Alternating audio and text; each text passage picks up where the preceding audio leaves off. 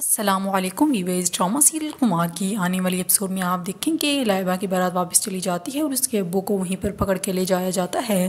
لائبہ بہت ہی زیادہ تکلیف کا شکار ہوتی ہے۔ لائبہ اپنی امی سے کہہ رہی ہوتی ہے کہ امی، ہم نے بھابی حریم کے ساتھ جو بھی کیا بہت غلط کیا اور ہمیں اب اسی کا بدلہ مل رہا ہے۔ پھر کہکشاں اس سے کہتی ہیں کہ یہ باتیں کرنے کا وقت نہیں ہے اور تم پریشان نہ ہو، سب ٹھیک ہو جائے گا۔ لائبہ بہت زیادہ رو رہی ہوتی ہے کیونکہ وہ جان لیتی ہے کہ اگر کسی کے ساتھ برا کیا جائے تو انسان خود بھی کسی صورت خوش نہیں رہ سکتا، اور جو بھی اس کے ساتھ ہوا ہے وہ صرف اسی وجہ سے ہوا ہے کیونکہ انہوں نے بھی حریم کے ساتھ بہت برا سلوک کیا تھا اور اب کہکشاں کو بھی گھر خالی کرنا پڑتا ہے۔ اور حریم بہت ہی زیادہ تکلیف سے گزر رہی ہوتی ہے کیونکہ حریم کے ساتھ بھی بہت برا کیا ہوتا ہے سب نے۔ اور فائز گھر آتا ہے اور اپنی امی سے کہہ دیتا ہے کہ گھر ہمیں بہت جلد خالی کرنا ہوگا کیونکہ پولیس نے وارنٹ جاری کر دیے ہیں اور سب سیل کر دیا گیا ہے، تو آپ لوگ یہاں سے جلدی چلے جائیں۔ پھر کہکشاں فائز سے کہتی ہیں کہ بیٹا تم نہیں چلو گے ہمارے ساتھ؟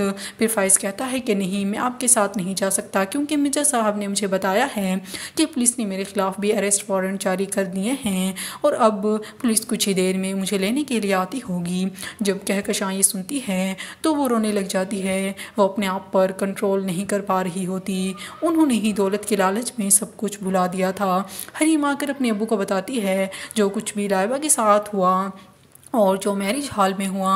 پھر وہ اپنے ابو سے کہہ رہی ہوتی ہے کہ ابو، لائبہ کے ساتھ جو بھی ہوا ہے مجھے اس بات کا بے حد دکھ ہے کیونکہ جو کچھ بھی اس کے ساتھ ہوا ہے یہ سب میرے اوپر بھی گزر چکی ہے اور میں اس کی تکلیف سے بخوبی واقف ہوں، اور فائز نے غلط فہمیوں میں آ کر میرے ساتھ جو بھی کیا میں اسے پوری زندگی بھلا نہیں پاؤں گی۔ پھر حریم کا ابو بھی حریم سے کہہ رہا ہوتا ہے کہ ہاں واقعی اس نے تمہارے ساتھ بہت برا کیا ہے اور تمہارا اصل مجرم تو ناصر ہے۔ حریم کہتی ہے کہ فائز نے بھی میرے ساتھ اچھا نہیں کیا، اور دوسری طرف ناصر دوسروں کی زندگیاں برباد کر کے گھر مزے سے سکون سے بیٹھا ہوتا ہے۔